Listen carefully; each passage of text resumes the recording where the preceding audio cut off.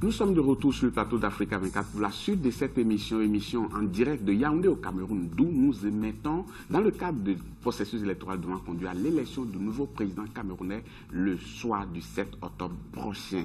La configuration du plateau n'a pas changé. M. Emmanuel Pincy est toujours avec nous. Il représente le candidat Paul Biya. M. Victor Nana est toujours avec nous également. Il représente le candidat Atere Mouna et puis M.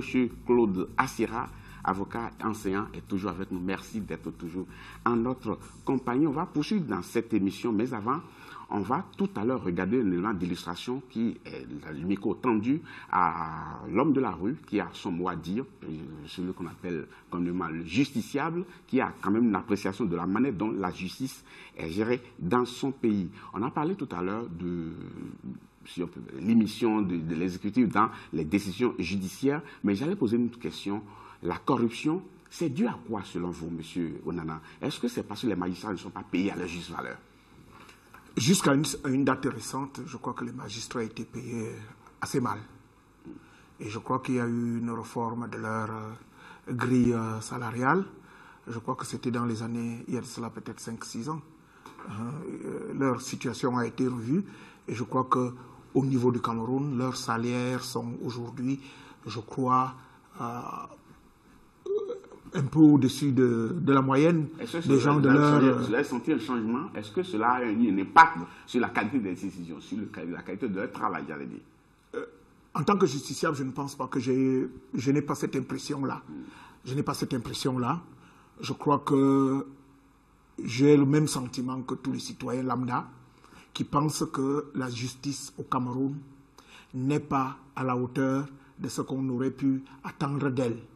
Et il y a eu des projets de corruption là, de corruption. Oui, de manière concrète. Je crois même qu'il y a eu une initiative de l'Union européenne ou quelque chose comme ça pour essayer d'améliorer et éventuellement d'améliorer le fonctionnement et pour éviter un peu de corruption. Je pense qu'il y en a qui se sont mis à la hauteur. Il y a des magistrats, de très bons magistrats. On a vu quelques-uns. On ne va pas les citer, mais on a vu quelques-uns de très bons magistrats. Je crois qu'ils sont difficilement corruptibles. Mais par contre, il y en a d'autres. Parce que lorsqu'on vous dit, lorsque dans la loi, dans la Constitution, il a été prévu l'article 66, c'était justement pour éviter que certains ne prennent leurs aises avec les postes qu'ils ont. Et exactement comme certains douaniers, comme certains responsables des impôts, vous ne pouvez pas justifier que, compte tenu du salaire qu'il vous est donné, et qu'on voit certains faire des investissements qui sont complètement hors de leur portée, compte tenu du salaire qui est le leur.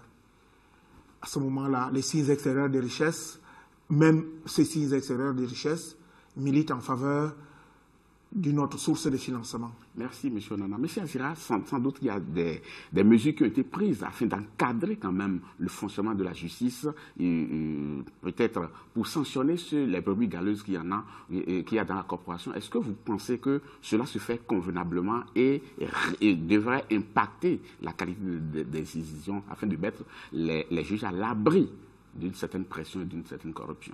Je voudrais d'abord répondre à la question sur la corruption pour indiquer qu'il est évident que le magistrat camerounais est très mal payé. J'incline personnellement à penser que c'est une volonté institutionnelle délibérée pour le garder sous la sujétion du pouvoir exécutif. C'est un postulat que je pose, je voudrais être contrarié dans ce propos. Mais ce que je voudrais indiquer également, c'est que à côté de cela, vous avez non seulement les salaires qui sont relativement bas, les traitements qui sont relativement bas, il y a aussi naturellement le coût de la vie et puis peut-être l'attrait d'un certain nombre de choses. C'est pour ça que vous avez un nombre relativement limité de magistrats qui, eux, sont restés relativement intègres. Il y a deux formes de corruption. Vous avez la corruption qui est insidieuse, de celui qui, sans s'en rendre compte, accepte des dons, des cadeaux qui ne sont pas faits, qui ne sont pas directement orientés vers l'obtention d'une décision favorable. Et vous avez également à côté de cela celui qui, de toute évidence, a accepté, parce qu'il est rentré dans ce jeu dont il a accepté les règles depuis le départ pour fausser la décision de justice qu'il devra rendre plus tard. Et je pense que si on avait... L'homme n'est nulle part parfait, vertueux, mais je pense que quand on a envie d'obtenir un résultat, on devrait pouvoir mettre en œuvre un certain nombre de moyens, et les moyens financiers en sont, pour les mettre à l'abri. Et je pense que s'il y avait eu un traitement adapté, qui tienne compte, ne serait-ce que du niveau de vie normal aujourd'hui, je suis convaincu qu'il y aurait beaucoup moins de phénomènes de corruption à l'intérieur de la magistrature. Maintenant, pour répondre à votre question, naturellement, encore une fois, quand vous avez un pouvoir, des dirigeants qui ont par devers eux l'ensemble des moyens entre les mains, parce que si vous comparez, moi je n'aime pas beaucoup quand on s'appuie sur les autres exemples pour justifier qu'on fasse mal, parce que nous pouvons bien faire de façon autonome. Et j'ai indiqué ici tout à l'heure que la justice existe depuis le premier homme sur Terre. Et avant l'arrivée des colons, ici en Afrique, on avait déjà une justice. Il y avait déjà l'ensemble des difficultés que nous rencontrons aujourd'hui, le vol, le meurtre, l'homicide, etc. Et nous avions des façons qui étaient propres de les régler, qui n'étaient jamais par le bannissement. On avait des façons de conserver l'unité du groupe, malgré la justice qui intervenait. Donc je suis convaincu que si nous avions voulu mettre en place un système qui soit un système original, qui fasse intervenir des éléments eux-mêmes, particulièrement originaux, de règlement de nos affaires, nos litiges, qu'ils soient civils, pénaux ou autres, administratifs, on pourrait le faire. Nous avons un pouvoir qui a l'ensemble des moyens de la coercition. Nous avons un service de contrôle. Tout le monde sait très bien que pour que la répression puisse être efficace, deux critères sont nécessaires. C'est vrai pour les magistrats comme pour toute autre personne. Il faut d'abord la certitude de la sanction et il faut la promptitude de la sanction. Or, le système de contrôle, même lorsqu'il révèle les défaillances, n'intègre jamais de façon automatique, de façon mécanique, la répression qui aurait pu au moins limiter le risque.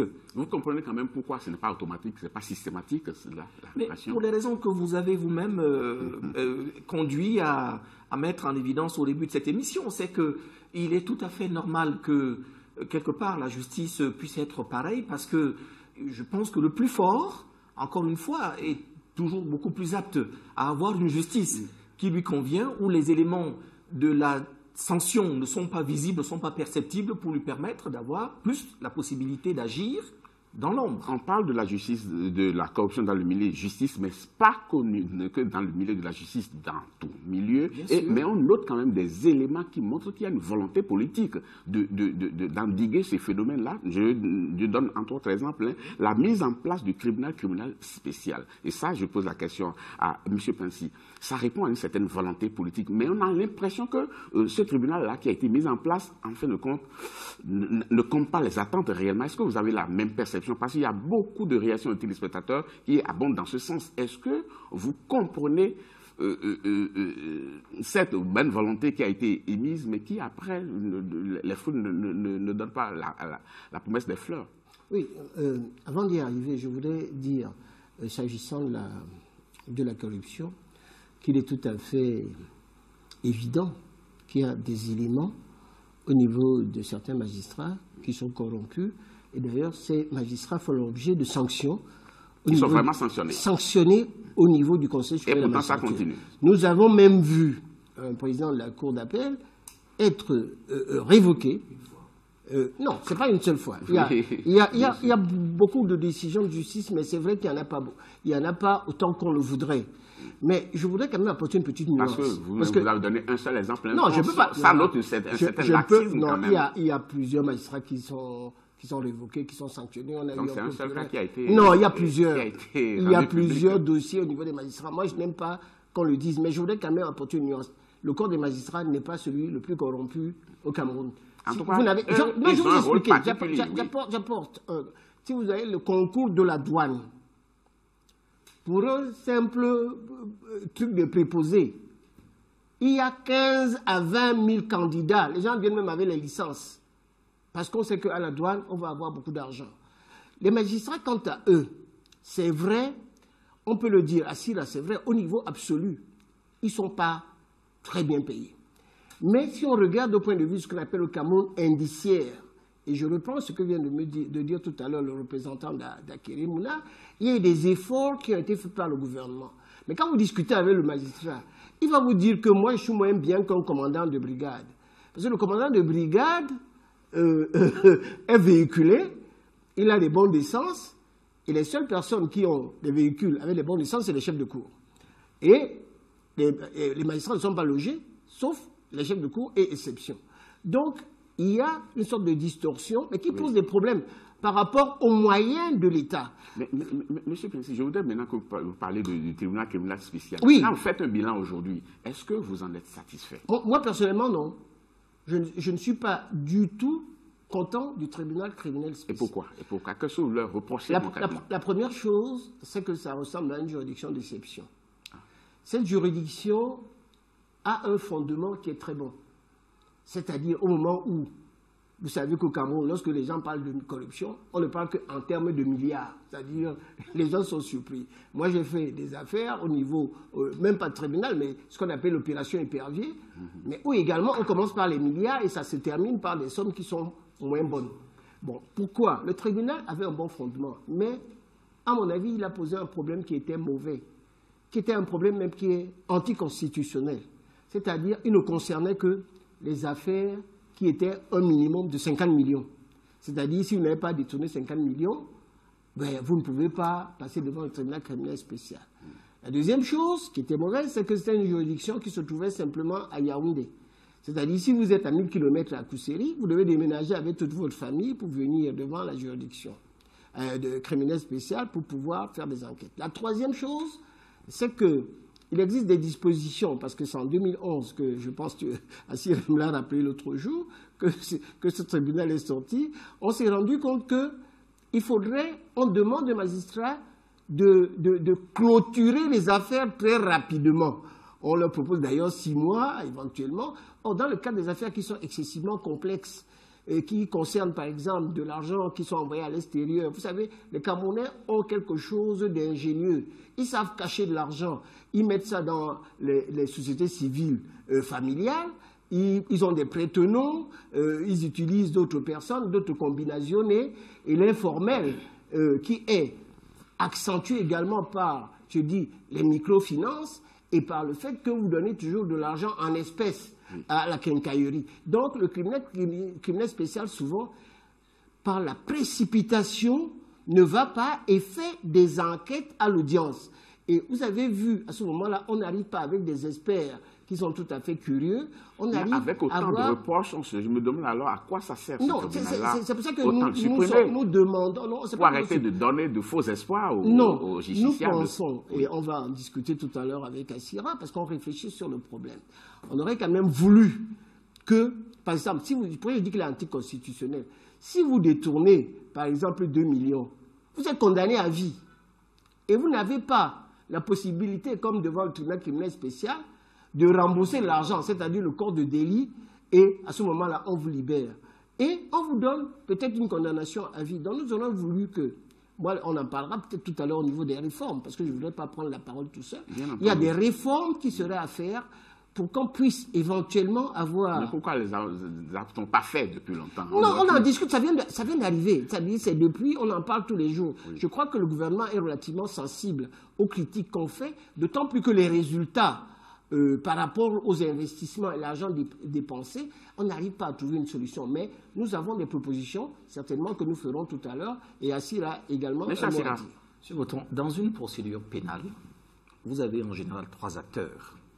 Vous avez celui qui a commis l'infraction, l'infracteur, le délinquant présumé. Vous avez la partie civile, qui, s'agissant du tribunal criminel spécial, c'est la société. Et vous avez... Et vous avez l'État, tout à fait. Bien. Enfin, la société, vous avez la partie civile, celui qui a commis l'infraction, et vous avez donc celui qui poursuit. Le tribunal criminel spécial a réussi l'exploit de ne contenter aucune de ces 3 parties. Parce qu'il prêche aujourd'hui, il était beaucoup plus simple de mettre des moyens dans les juridictions qui existaient déjà, des moyens en hommes, etc., pour qu'ils puissent fonctionner. on a décidé de créer une juridiction ex nihilo, de telle sorte que vous avez deux défauts, un en amont, un en aval. En amont, vous avez le risque qu'une juridiction qui a été créée exprès pour puisse attirer vers elle tous les contentieux, même ceux qui ne relèvent pas directement de sa compétence. Je vous prends un exemple. Vous n'avez pas payé vos impôts pendant un certain temps. Il y a une atteinte à la fortune publique, puisque l'impôt est censé être destiné. Pourtant, le tribunal criminel spécial, au bout d'un moment, va finir par vous dire « rapportez-moi ce contentieux-là qui aurait relevé normalement d'une autre juridiction ». Et puis, de l'autre côté, vous avez ce risque. J'entendais tout à l'heure le confrère Aîné qui disait que l'intervention ne se fait pas au Cameroun. Moi, honnêtement, j'avoue que on n'a pas la même lecture. Hein. Oui, pas l'intervention. Dans cette juridiction, et vous avez des actes qui ne se cachent pas. Pour poursuivre, vous avez un acte du secrétaire général de la présidence de la République qui écrit au ministre de la Justice en charge de façon parfaitement évidente pour lui dire « Moi, secrétaire général, sur instruction 2, je vous prie de bien vouloir interpeller telle personne, de les présenter devant le juge d'instruction pour les placer en détention provisoire. » S'il n'y a pas intervention là-dessus, j'aimerais qu'on me dise ce que c'est que l'intervention. Au ministère, là, au même tribunal, vous n'avez pratiquement pas, vous voyez la façon dont le dossier est ouvert. Entre le début de la procédure, vous pouvez vous défendre comme vous voulez. Il n'y a presque jamais vous disiez tout à l'heure que la justice n'est jamais parfaite. Vous avez raison, j'ai exercé moi aussi, il se trouve un peu en France. Et il y avait également déjà des critiques à y faire. Mais le gap que vous avez entre ce qui peut être normalement attendu par une personne normale, on dit que le bon sens est la chose du monde à mieux partager, qui a assisté à des débats, et ce qu'il peut voir à la fin est beaucoup plus grave, plus grand qu'on ne peut le voir ici. Parce que la plupart du temps, qu'est-ce qui se passe? Vous avez une personne qui a été orientée vers le tribunal dans les conditions que je vous ai indiquées par l'exécutif. Oui. Vous avez eu une instruction qui, quels que soient les arguments qui sont développés, va forcément conduire à une ordonnance de renvoi. Et devant le tribunal, une accusation qui est faible. Et en revanche, parfois, lorsque la personne a pu se débrouiller, des éléments qui lui permettent effectivement de se défendre, mais pourtant, inéluctablement, vous allez avoir une condamnation sans coup férir. Merci, M. Assira. Je crois que à ce stade du débat, on peut maintenant s'interroger sur la fameuse opération Épervier, ce que ça a apporté réellement. Mais avant, on va quand même écouter l'homme de la rue qui s'est prononcé sur la justice telle qu'elle est pratiquée aujourd'hui. Suivons plutôt, c'est un micro-trottoir de Nelly Claude Ebessa. En ce qui concerne la justice du pays, c'est une justice à tête chercheuse dont tout dépend en fait du magistrat, de l'avocat ou bien du juge. Or, une justice devrait être pour tout le monde, pour une personne lambda, qu'importe le juge ou bien l'avocat qui prendra la défense de la personne. Si on ne parvient pas à faire confiance à la justice de son pays, c'est qu'on cesse d'être citoyen. Moi, je pense que nous devons faire confiance aux juridictions de ce pays. Je pense que nous avons d'abord des magistrats et un personnel bien formé, des magistrats compétents, dont vraiment nous devons faire confiance à la justice de notre pays. Je crois que la justice camerounaise éprouve de nombreuses difficultés. Le principe de séparation des pouvoirs n'est pas respecté. On se rend compte que de plus en plus, il y a l'implication du pouvoir exécutif dans la gestion quotidienne du travail qui est fait par le pouvoir judiciaire. Monsieur Onana, l'opération Épervier, qu'est-ce qu'on peut en retenir aujourd'hui? Personnellement, j'aurais pensé que c'était une opération main propre, mais malheureusement, elle s'est avérée une opération politicienne. Je ne dis pas que ces personnes-là n'ont pas touché à la fortune publique. Je ne le dis pas. Mais il est une chose, et si on veut rendre crédible la justice d'un pays comme celui-ci, c'est que si on vous accuse d'avoir volé une veste, qu'on trouve la veste chez vous et qu'on vous condamne, ok. Mais on ne peut pas vous accuser d'avoir volé une veste et que, après avoir cherché la veste, on n'a pas trouvé, on vous dit on a trouvé un bic chez vous qui n'a pas de facture. Donc on suppose que vous l'avez volé aussi. Donc on vous condamne pour un bic. Ce n'est pas sérieux. Il y a un cas célèbre, je crois d'ailleurs, il y a un de vos invités qui a défendu ce cas où on a acquitté quelqu'un. Mais pour éviter de le libérer, quelqu'un a joué la file, a disparu.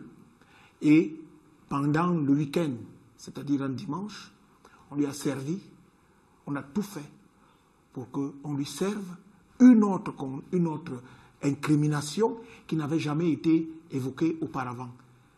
Et on s'est perdu dans des chiffres, et ainsi de suite. Mais avec cet exemple que vous donnez, on peut parler d'une certaine indépendance de la justice. Non, je vous ai dit, il y a certains juges, parce que si il y a des dans juges, le cas d'espèce, il y a des juges. Le mis en cause a été acquitté, quitte à ce que ce que je vous dis, la justice n'est pas à mettre dans une poubelle. Toute la justice n'est pas à mettre dans une poubelle. Il y a des juges qui sont tout à fait honnêtes et qui revendiquent leur indépendance et qui l'appliquent. Mais malheureusement, c'est le système global qu'on juge. Ce n'est pas les individus qui peuvent faire montre d'originalité à l'intérieur. C'est quelque chose qui frappe.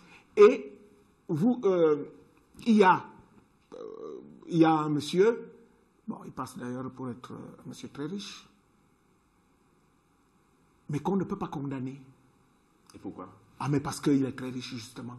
Malgré toutes les incartades qu'il a pu poser. Je ne vais pas le citer parce qu'on risque de m'accuser de quelque chose, mais malgré toutes les incartades qu'il a posées, mais on ne peut pas l'accuser. Mais à quel niveau on n'arrive pas à le condamner? C'est les juges qui n'ont pas la possibilité, parce qu'il les a mouillés, s'il faut utiliser l'expression, ou bien les juges reçoivent une instruction. Chaque juge évalue ses propres forces, les forces de sa décision, la force de sa décision. Chacun, ça devient un peu une autocensure, parce qu'il sait qu'en s'attaquant à celui-là, il y aura certainement des retombées. C'est pour ça que dans les propositions qui seront faites, si on en parle là, il faudra même réformer le Conseil supérieur de la magistrature. Il faudra le réformer de fond en comble. Parce qu'on a là une épée de Damoclès qui pèse sur chaque magistrat, sur chaque juge. Même et aussi le fait que les carrières des juges sont gérées par un certain nombre de... Le président du Conseil supérieur de la magistrature, c'est qui? C'est le président de la République, bien entendu. Monsieur Pelsi, est-ce qu'avec tout ce que j'entends, l'opération Épervier, est-ce qu'en fin de compte, comme on le dit un peu partout, est-ce que ce n'est pas pour essayer de faire taire certaines personnes qui dérangent un peu le fauteuil du président? Je ne sais pas, mais on le dit. Mais moi, je peux vous assurer que je suis le premier à avoir obtenu un acquittement dans le cadre de l'opération Épervier, dans l'affaire Itoné Koto, Siamsié contre le PAD, un arrêt de la Cour suprême, je pense que c'est du 14 avril 1914, 7 ou 14 avril. Donc nous avons réussi à avoir un acquittement. Et effectivement, il y a eu une autre procédure, Kassir a eu à plaider sur l'emprunt obligataire, où le juge, le magistrat, parlait d'emprunt obligatoire, en ne sachant même pas de quoi il s'agissait. Donc, sur ce point-là, les gens disent effectivement que ce serait une opération politique. Ce n'est pas des adversaires politiques. Oui, non, mais en réalité, quand vous voyez ces pseudo-adversaires politiques, ils se revendiquent tous du RDPC et écrivent même à l'intérieur de la prison des motions de soutien pour soutenir le candidat Paul Biya.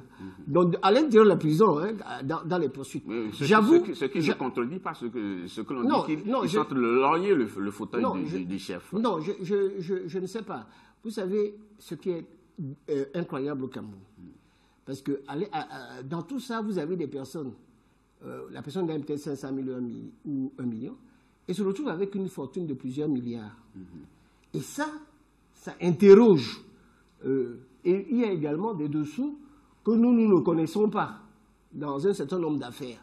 Vous avez dans une affaire, par exemple, où un des prisonniers a reçu un virement d'1 million de dollars qui est reparti 1 ou 2 jours plus tard parce qu'il avait peur. Or, cette personne est une personne qui a beaucoup d'argent avec un hôtel particulier à Paris. Donc, si vous voyez tout ça, effectivement, tout à l'heure, monsieur Nana a parlé de l'article 66. Mais moi, j'irai encore plus loin. Parce que l'opération Épervier, c'est une opération qui est coûteuse, qui beaucoup d'argent, et elle a un excellent fondement. C'était parce que vous portez atteinte à la fortune publique, parce que les Camerounais volent trop. Or, il me semble que, en renversant la chambre de la preuve dans le cadre de ce qu'on appelle l'enrichissement illicite, vous n'avez pas on va vous dire, monsieur, vous gagnez 500 000. Comment se fait-il que vous avez maintenant une fortune de 5 milliards ou 6 milliards? Le procureur devrait s'auto-saisir de ces dossiers. Non. C'est-à-dire, d'abord, il y a une disposition légale qui est simple, qui serait une des propositions à faire sur ce qu'on appelle l'enrichissement illicite. L'enrichissement illicite, ça veut dire on vient tout simplement, on renverse la charge de la preuve. On vous dit, monsieur, comment se fait-il que, alors, je crois d'ailleurs que la Côte d'Ivoire l'a fait, comment se fait-il que vous avez une fortune... Le Sénégal aussi. Le Sénégal, vous avez une fortune de 10 milliards alors que vous ne gagnez que 500 millions. Et à ce moment-là, si vous n'arrivez pas à démontrer comment vous avez fait pour demander l'argent, on va vous demander de faire donc une déclaration sur l'honneur sur la base de votre fortune. Oui, ça c'est très bien, mais le tribunal criminel spécial, pourquoi c'est placé sous l'autorité du chef de l'État? Non, c'est pas sous l'autorité du chef de l'État du tout. Pas du tout, ça, c'est la personne qui vous a dit ça, c'est une immense... Et l'opération Épervier, alors, le point de départ de l'opération Épervier? Non, le point de départ de Épervier, peut-être qu'il y a eu une affaire dont Assira a parlé en disant que il y aurait un secrétaire général qui aurait écrit une lettre en demandant d'essayer d'engager une procédure contre quelqu'un. À mon humble avis, ce n'est pas très juridique, et là, c'est une immixtion qui ne doit pas exister. Effectivement, dans plusieurs... C'est la règle. Hein, non, je dis, c'est pas dans toutes les affaires. C'est pas dans toutes les affaires. Et je dis que non, même si ça existe, c'est un abus. Et ce n'est pas normal. Bon, ce qu'il faudrait, c'est qu'il y a d'autres moyens pour qu'on puisse le faire, alors que c'est criard. Non, ça ne se fait pas. Les textes et les dispositions légales ne demandent pas à quelqu'un d'écrire, allez m'arrêter celui-là pour le mettre dans tel ou tel. Ça ne se fait pas. Et je ne pense pas que je ne voudrais pas que ça se passe comme ça dans mon pays. Monsieur Steve Owona nous écrit depuis Libreville au Gabon, il dit il n'existe pas de justice au Cameroun. La preuve, certains hommes politiques sont en prison avec des dossiers vierges, tout simplement parce que les tribunaux dépendent du régime en place. Et également, il y a quelqu'un, il s'appelle Stéphane depuis la Guinée équatoriale, il dit la justice n'existe pas au Cameroun. Si l'ordre ne vient pas du régime en place, alors le verdict tombe en faveur de celui qui a le pouvoir financier. C'est Stéphane depuis là. Il y a Franklin depuis Limbé qui dit quand même quelque chose de très important. Il dit « J'ai pleinement confiance aux institutions de mon pays, y compris la justice. Ceux qui en doutent sont effectivement ceux qui veulent qu'elle soit en leur faveur quand elle ne devrait pas. » En tout cas, merci à chers téléspectateurs qui nous ont fait quand même le plaisir d'envoyer des réactions. Monsieur Assira, vous voulez intervenir, mais nous sommes obligés de marquer une pause parce que c'est une question de temps. Il faut expliquer d'autres choses. Chers téléspectateurs, ne partez pas, on revient pour conclure ce débat. Merci.